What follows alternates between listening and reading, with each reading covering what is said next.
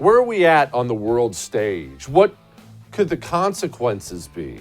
We're going to talk about that tonight. We have a great, maybe hard to listen to show on I'm Right.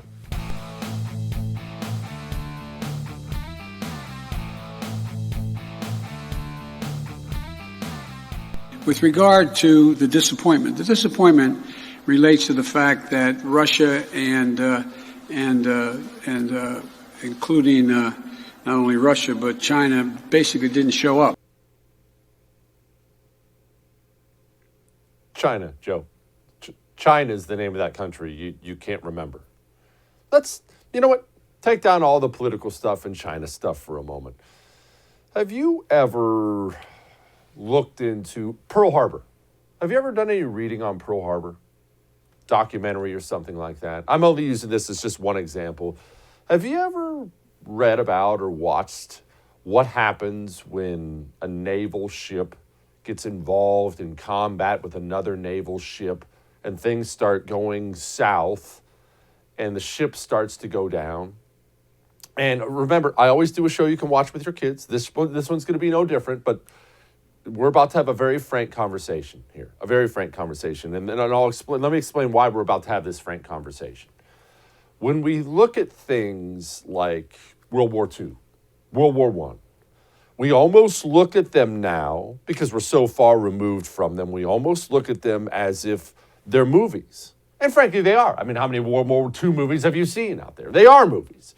But we look at them in that way. We're separated from them. We don't understand what they are. But when we assess America and China and the world stage and what our militaries are doing and who's succeeding and who's failing, I do think it's important we understand these weren't movies and these things did happen. Back to the naval vessel. You have a naval vessel that goes down. You understand you have a ship full of men and now women, even though they shouldn't be on it, but that's another story entirely. You have a naval vessel of men. And you know what? Actually, let's bring that up. And women. Because next time this happens, there'll be women on there. Young ladies. 18, 19, 20-year-old ladies. And you understand when a naval vessel gets involved in a combat and gets hit with other rounds, missiles, torpedoes, bombs from the air, various things that hit a naval vessel, they cause explosions. They cause explosions, and these explosions cause jagged metal shrapnel to fly all over the ship. There's fire everywhere. There's water coming in. I'm being as nice as I possibly can, but I want you to understand the stakes of the game as we go into Xi Jinping and China and Joe Biden. You understand that when a naval vessel goes down, virtually everybody on board that ship who dies either drowns in the dark or burns to death. You get that? And I want everyone to understand that those are the stakes of the game. Because when we talk about the state of our military and the state of China and our leadership and their leadership, and when we talk about these things, I think it's critical we all understand at a very on-the-ground level what it looks like if we fail. We will undoubtedly be involved in a world conflict again at some point. No, I'm not an oracle. I don't know the future. I don't know whether that's next week or 100 years from now. I do know history, though, and the history of the world says another one is coming. No question about it. And when that day comes, all the things we've done in between when the last one ended and the next one begins will determine how the next one goes. And as of right now, we are going to lose the next one. No question about it. We are going to lose the next one. We're not even interested in getting ready for the next one. We're not. That's what's so wild about the situation we're in. And remember, as we go over everything right here, remember, the Biden administration took over, and the first thing they did was stand down the military to look for white supremacy. That's how far off the game we are. Joe Biden, 2 years ago, he said he wasn't even worried about China. China is going to eat our lunch? Come on, man. They can't even figure out how to deal with the fact that they have this great division between the China Sea and the mountains in the west. They can't figure out how they're going to deal with the corruption that exists within the system. I mean, they're not bad folks, but guess what? They're not competition for us.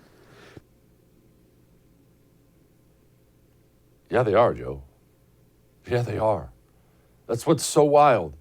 We're so committed now to fighting everything that doesn't even exist, white supremacy in the military in China, for all their problems. And he wasn't wrong about a lot of that, a lot of the division they have and corruption and things like that. He wasn't wrong about that. But what's so wild is this: China is 100% interested in getting ready to defeat us militarily. And again, a brief reminder, what defeat means. It's not a movie. It's a naval vessel with 3,000 sailors, men and now women, burning to death or drowning in the deep. That's what it looks like if we're not ready.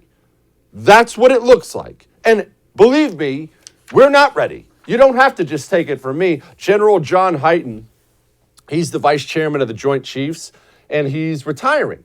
And you know what that means. You finally get an honest moment out of a general because he's retiring. Well, here he is.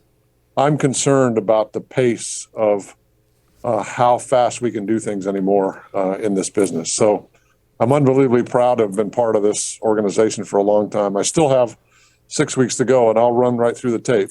But I'm a little concerned about our ability to move fast enough to stay up with our competitors. You have to move faster than the threat. It doesn't matter how far you ahead in a race, to put another analogy on the one you used. We're ahead in the race right now. But if somebody's running faster than you in the race, they're eventually going to pass you. And that's what my fear is. My fear is that we'll allow that to happen with China in particular. That's because China's the only one running the race. Oh, don't get me wrong. We're out there on the track. China's out there on the track right beside us. Maybe a little behind.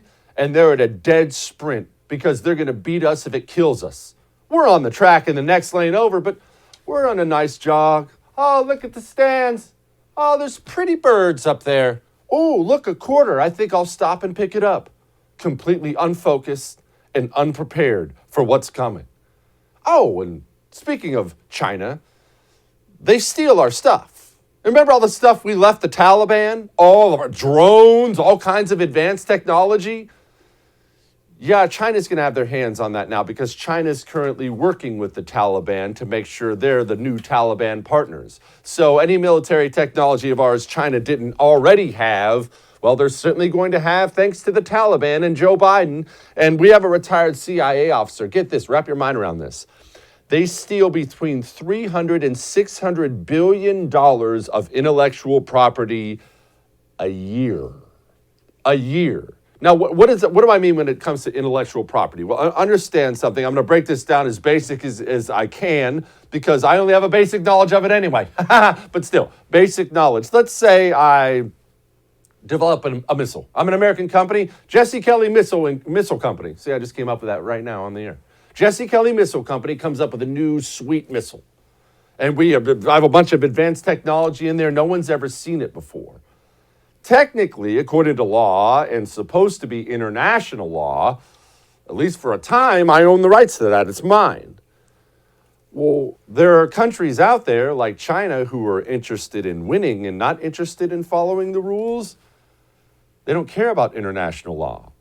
They're either going to do corporate espionage of some kind, they're going to do something, and they're just going to get their hands on the technology and copy it.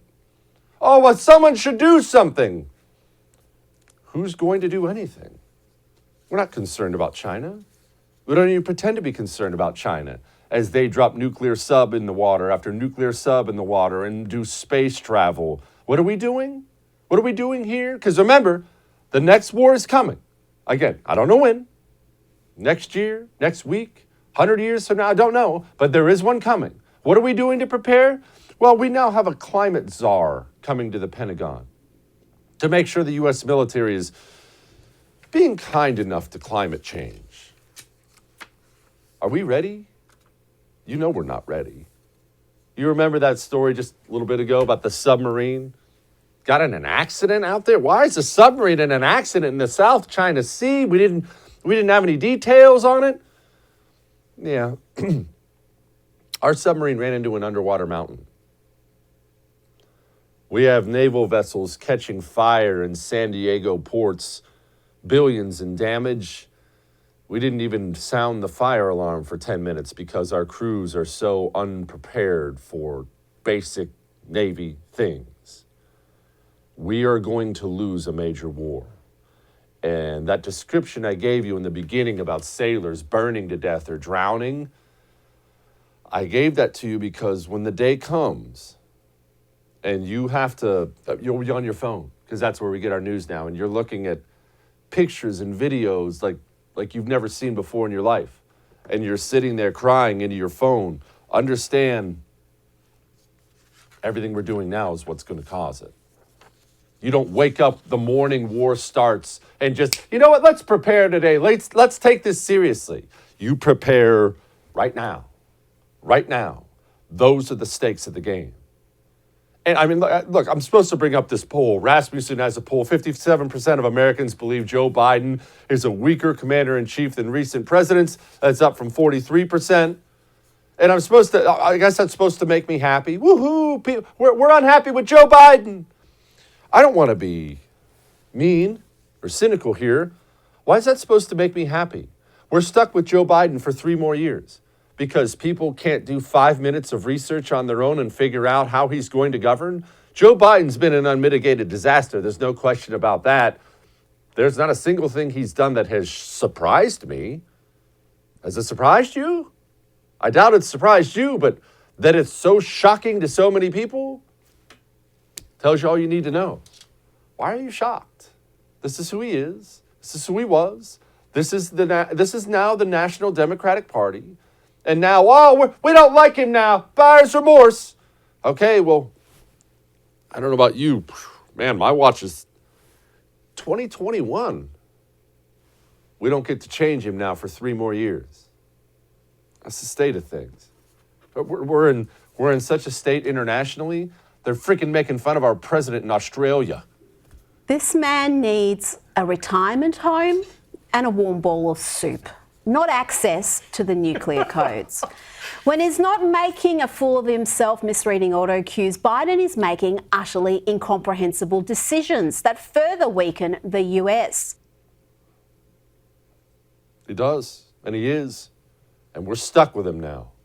And remember, China, for all their problems, China at least knows they're in a war and they're going to be in one. We act like we're not. All that may have made you uncomfortable, but I'm right. We got Congressman Chip Roy coming up next. Now, let me tell you something. On top of everything else going on in the world right now, cybercrime is through the roof. It's inevitable when things get this crazy out there. And home title theft is crushing people. It's crushing people. You don't know you went through it. That's the problem. They grab your home title, which is online. They forge your signature on it. They take a loan out against it. And you don't even know anything happened for 2 or 3 months. And you're getting emails like, wait, what? Go to HometitleLock.com right now. You might already be a victim of this crime. And at least put in your address and see if you're already a victim. While you're there, sign up. HometitleLock.com. We'll be back.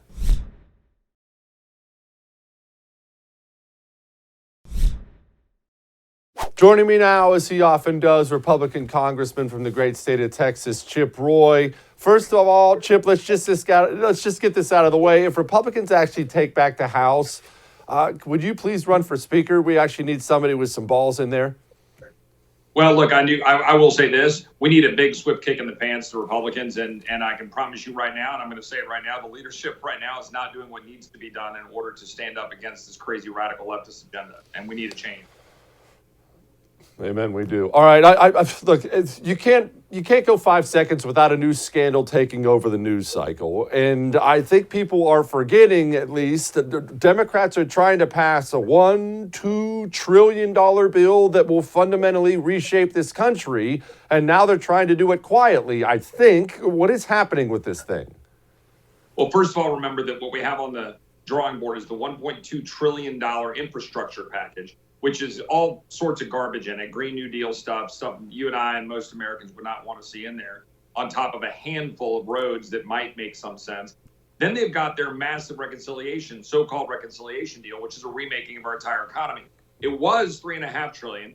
Now Manchin keeps calling it 1.5 or 6 or 7 trillion because that's what he's saying he'll do. But yesterday in a press conference, he acknowledged his criticism of the fact that, well, no, all they've done is shorten the timelines. It's still a massive takeover of the economy. It would cost trillions more.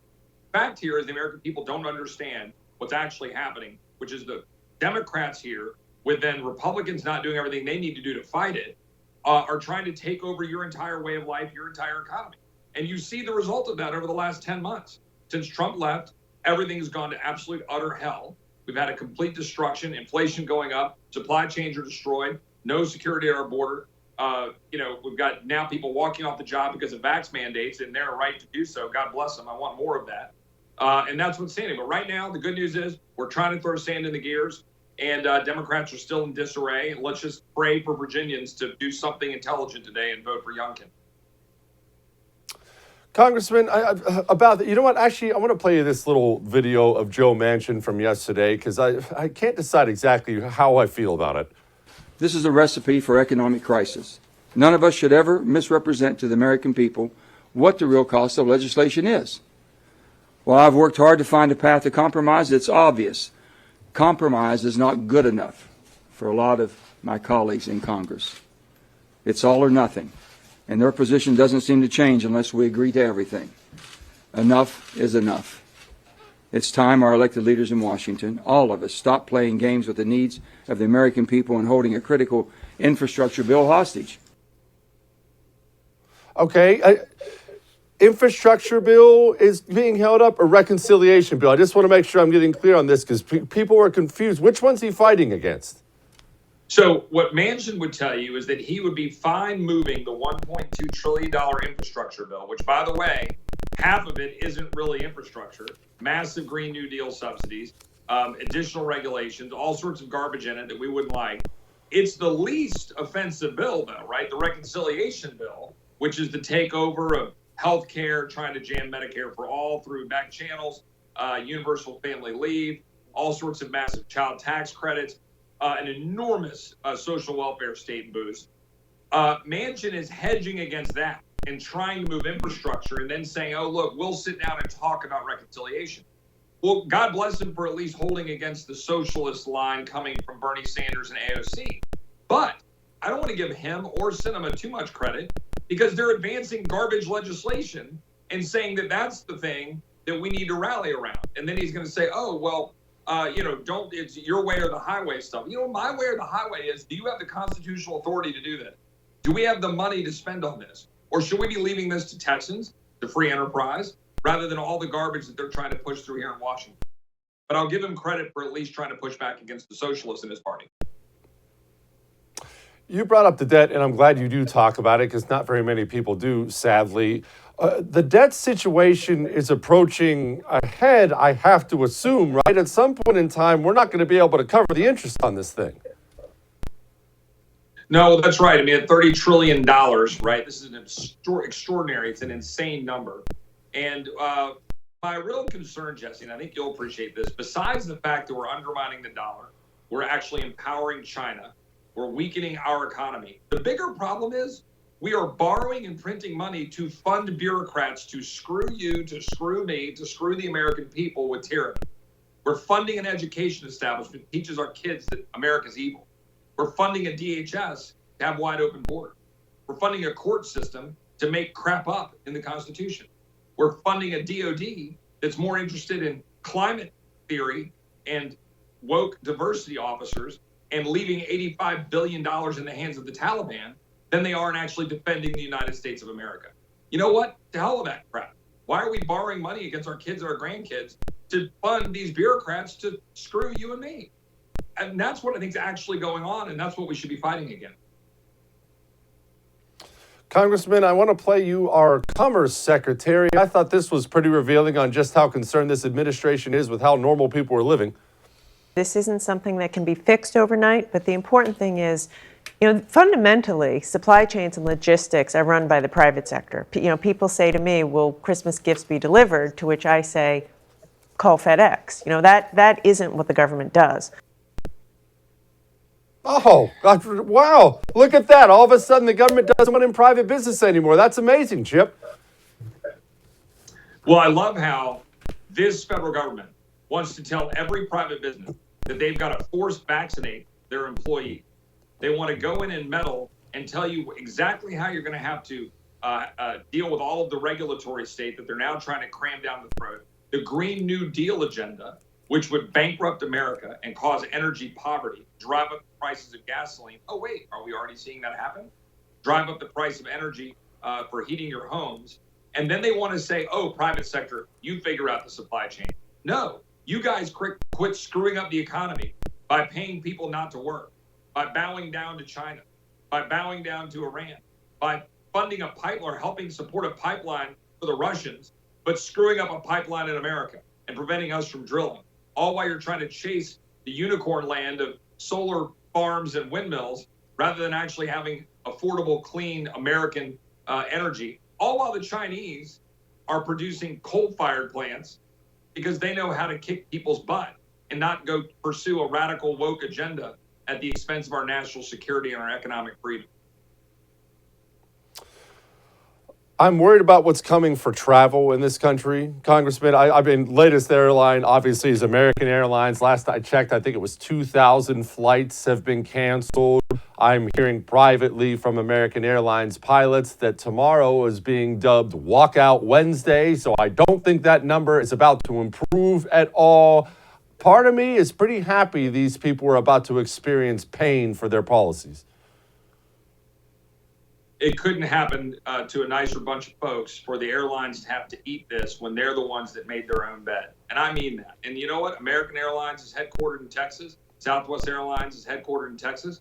I've been a loyal customer of Southwest Airlines, and they got their butt kicked. And they needed to have their butt kicked because they are doing something that no airline that wants to credibly call itself a independent and entrepreneurial airline, which Southwest built its career on. We love LUV, our employees. How about you stand up in defense of your employees? Stand up against tyranny. And American Airlines should do the same thing. And God bless the pilots, and God bless all the employees, and the cops in New York, and the firefighters in New York, and everybody else, the nurses on the front lines. I want all of them. Walkout Wednesdays, whatever you want to call it. You stick it to these employers who don't have the spine to stand up for you against a government that is tyrannically overstepping its constitutional bound. Amen. Congressman Chip Roy, thank you, sir. We got Karol Markowicz coming up next, talking about New York and mandates and all this craziness. But let's talk about flipping homes first. Flipping homes. You ever thought about it? Don't lie. I know you've thought about it. I see the ratings of these flipping homes TV shows out there. Whoa. I've got good news. FlippingMadeEasy.com. It is your one-stop shop to go from zero to expert at flipping homes. You see, they have experts all over the place with articles and advice on things to do, things not to do. They have vendors for you. If you need a plumber, you need an electrician, you need a drywall guy, FlippingMadeEasy.com has those in your area. Maybe most importantly, what are the opportunities in your area? You're not an expert. You just watch some TV. What do I even buy? What should I look for? FlippingMadeEasy.com has the opportunities in your area. Go to FlippingMadeEasy.com and sign up for a platinum membership. Use the promo code Jesse and it gets you extra something free. FlippingMadeEasy.com, promo code Jesse. We'll be back.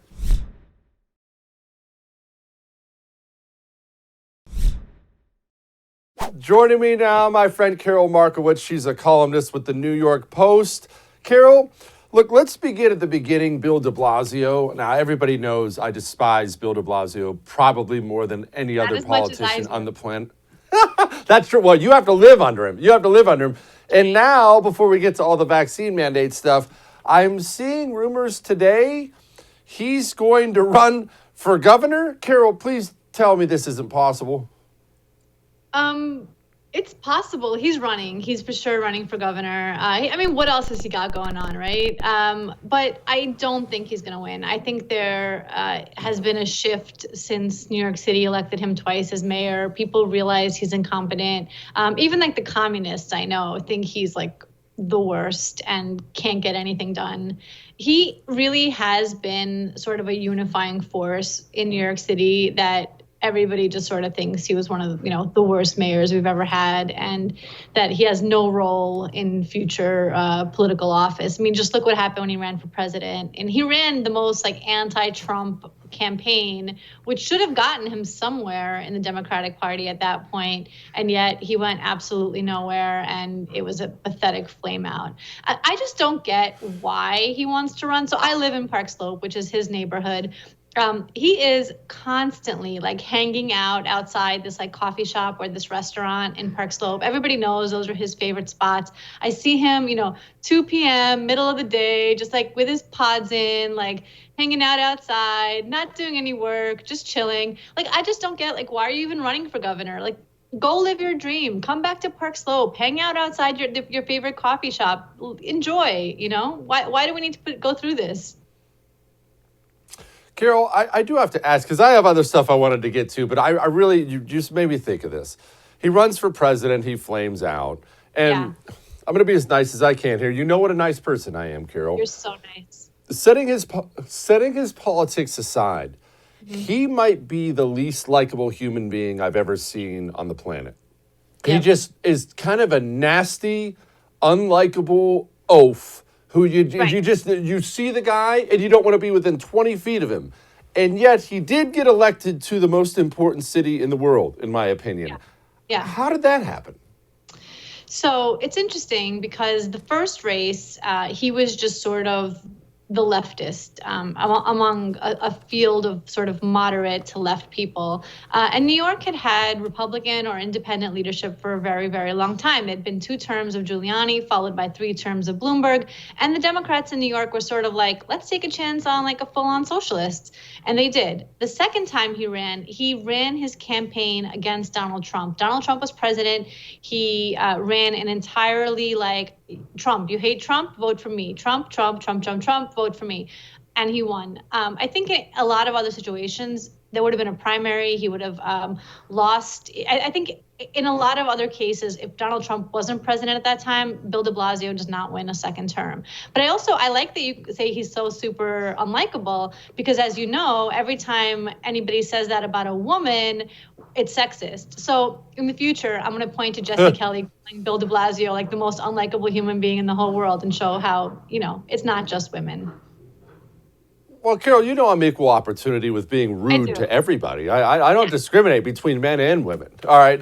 Now, I do have this. Let's get to the task at hand. Here is communist Bill de Blasio today. 92% of the city workforce is now vaccinated as a result of this mandate. The vast majority of our city employees and the vast majority of our firefighters are doing the right thing. But the ones who are playing a game, they're going to have to suffer some consequences, because this is unacceptable. Going to have to suffer some consequences, Karol. These the way they speak to us now. Yeah. It's crazy because I think, especially with fire departments, they do so much more than just put out fires. I had a fireman send me this whole thing where, like, if you're choking, if you're stuck in your car, if your cat is in a tree, if your CO2 alarm goes off, all of this kind of stuff is firemen. They come to your rescue. Garbage is piling up all over the city because the sanitation department is under these same mandate rules. We're losing police at a time where why would anybody in their right mind want to be a police officer in a major city anywhere in America? And we're having these losses really unnecessarily because, look, you could be for the vaccine, and I am, and still realize that even vaccinated people can spread COVID-19. So these mandates simply make no sense. If they made some iota of sense, I might be on the other side of this. I really would. But it completely does not make medical sense to me to mandate a vaccine that you can still spread the virus even if you get the vaccine. So we're really in a dangerous moment in New York City. I think that we're going to feel it very soon. Okay, you mentioned feel it very soon. I'm glad you brought up what's coming because New York, sadly, now leads the way for most of the country. I don't think people understand, Carol, because I'm getting these same emails from NYPD guys and firemen. I don't think people understand exactly what it means when you call 911 and they're just not sending anybody, or they tell you it'll be an hour. Hey, hide under your bed and good luck. And that's coming for New York. Yeah, that's absolutely coming. I think, again, the problem is that Bill De Blasio is from an extremely safe part of New York City. He's from Park Slope. We have barely any crime here. Like, it's like, oh, somebody's cell phone got stolen, and that's like a week-long story around here. And that's really the problem, that he really doesn't understand that there are areas that count on the support of police. They count on the fire department to be responsive. I think he lives in a really rarefied state and thinks that everybody does. And again, we are going to feel it. The other thing is, and I hope to be wrong, but I think New York is heading for a COVID spike. I think we had one last year right around this time. Today, we have more cases than we had a year ago before any of the vaccines came out. And I really do think we're heading for a winter spike in November, December, January, into February like last year. And I wonder what we will have won when we don't have a functioning fire department, a police department, sanitation department, and yet we still have these spikes and these mandates will have done nothing. Yeah. All right. My favorite person in the world, and I'm sure she's yours as well, Randi Weingarten, head of the National Teachers Union. She went on TV, and boy, this was a doozy. This is what we tried to do to help. One, and a lot of people heard this, is that we tried to actually reopen schools more quickly than almost anybody else. We know in-person learning is really important. I sat on the Cuomo Commission. We put a report out in April of 2020 about the steps to reopen schools and how safety was a vehicle to reopen schools. Carol, I had no idea. She's been out there leading the charge to reopen schools. So it's funny because even if you believe her, that's a flat out lie, because areas that open schools were specifically the areas not under her thumb. Any area where a politician, I always say, it's not that the teachers unions are so strong, it's that the politicians are so weak. So when you have areas where the politicians were stronger and were able to say that to the teachers unions, no, we're opening school, end of story, schools opened up. The areas where schools stayed closed, of course, were under the influence of Randi and the other teachers unions. But even if you believe this, even if you believe we tried to open schools, and then what happened? What happened then? You didn't have enough hand sanitizer. There weren't enough masks for you. You didn't have new filtration systems put into every single school across the country. I just think the idea that we tried to open schools and failed miserably isn't really that great an argument either, and it's a lie either way.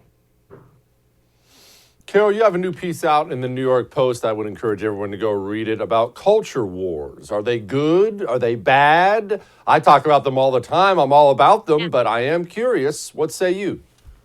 Yeah, I think the conservatives should lean into the culture war. I think the culture war is absolutely a good thing. I think the idea that, when Barack Obama says like, oh, this is just the culture war. Well, yeah, it's the culture war. It's the war over our culture. What's wrong with that? I think what we're seeing right now is a culture war happening around the country where parents have realized what the kids learn in school is a bunch of nonsense. They see that there's no time spent on math, science, social studies, etc. And they see that they're learning this woke nonsense and they don't like it. And it goes even beyond that. They, with the masking and the gender stuff and really a range of things that parents have seen in the last year and are standing up and saying, no, not my kid. And that's the culture war. We should absolutely fight it. It's a culture worth fighting for. Carol, why doesn't the GOP fight it? Because the left loves to fight it. They're all in all the time. They never slow down. They never back off. And these GOP weenies can never seem to find the courage to fight it. All you have to do is call them a racist or something, and they'll be hiding under a bed somewhere. It drives me up the wall. Why? Yeah, you're completely right. They're so afraid of being called racist. But what we've seen is that parents aren't. Parents are like, go ahead, call me a racist. I don't care. I have lost the ability to care about any of this. I think a lot of things that used to shut parents down, like, oh, you don't want to teach critical race theory because you're afraid of teaching about slavery in school. It just washes over them at this point. Like, it makes no difference. They are there to defend their kids. I hope the GOP takes a lesson from that. If parents across the country who are way more susceptible to like somebody calling their boss and getting in trouble and like really having their name dragged are able to stand up anyway and say this is wrong and I won't stand for it with my kids, that maybe Republican politicians who also have, a lot less to lose can do the same. I really hope they get over it. I hope they understand that the culture war is here, whether they like it or not, and they should be fighting it. Amen. Karol Markowicz, thank you so much. I appreciate you. Nice to see you. All right. January 6th, the dangerous coup, the armed insurrection. We're going to talk a little bit about that next. But first, know what I did last night? Came home. The family's a little sick. Don't worry, nothing serious. Just the basic sniffles and stuff like that. So I got home last night after doing the show, after entertaining the masses, and there was nobody around. Everyone was already in bed. And I was thinking to myself, having a dip right now wouldn't be the end of the world. Turn on a little documentary about the Civil War, throw in a little dip. But I didn't. And there is only one reason I didn't. Because I had Jake's Mint Chew in the house. Jake's Mint Chew, tobacco-free, nicotine-free. It's even sugar-free. And I get to have my dip when the whole fam is already asleep and I have a moment alone to put my feet up. Only it's not bad for me. If you're trying to quit, you want to quit, get it. If you have a relative or friend who you want them to quit, get them some Jake's Mint Chew. I love the CBD pouches, but they have 11 different flavors of the long cut too, but I love the CBD pouches. Takes that edge off, and I get my fix in. JakesMintChew.com. Don't forget to use the promo code Jesse, though. That gets you 10% off. We'll be back.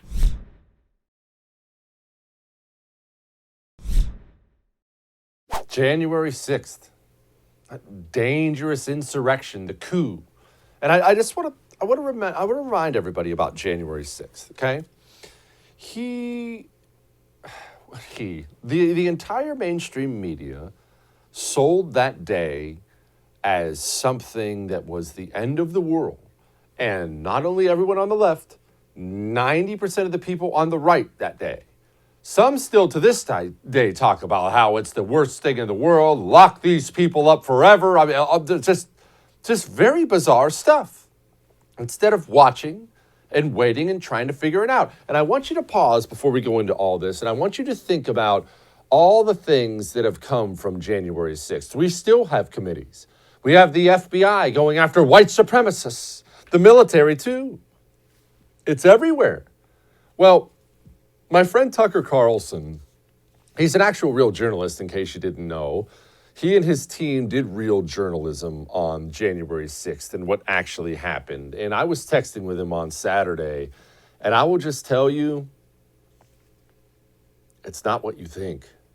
It's not at all what you think. It's not what you were told. It is really, really bad. Really, really, really bad, only not for the people you think it's bad for. You are being made to look like a domestic terrorist by this government.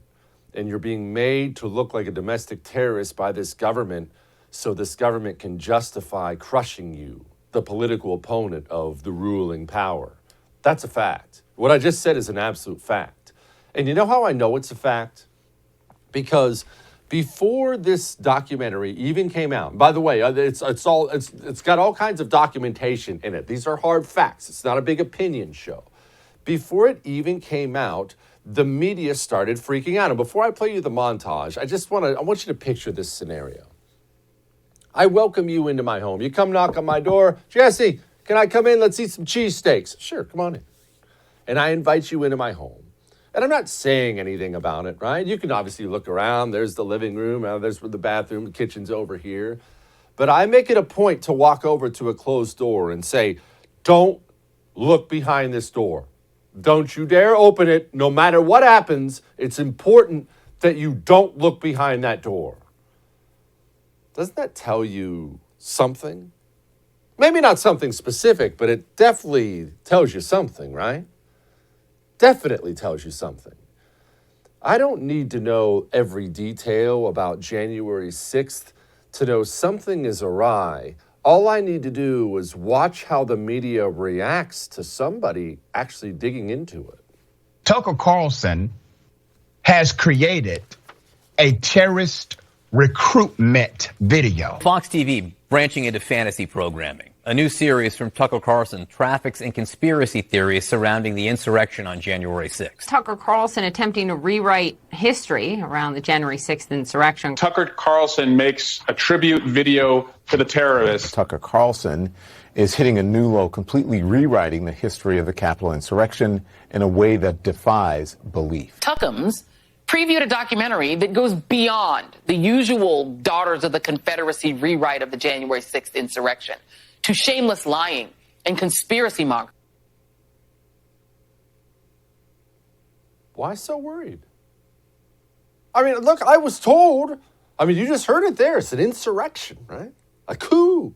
My goodness, we almost lost America that day.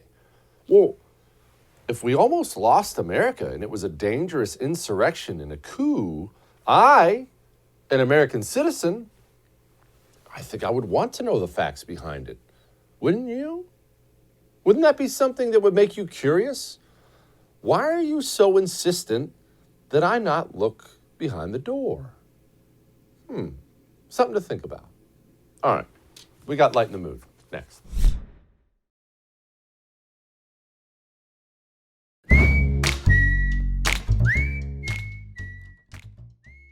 All right, it's time to lighten the mood. And full disclosure, what I'm about to play you is not something you should laugh at, okay? Not something you should laugh at. Be a good person. Here we go. Big salmon, bud.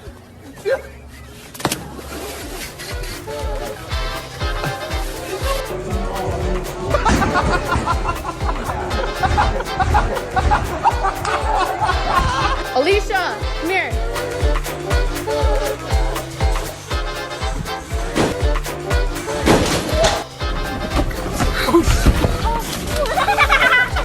I hit my nose.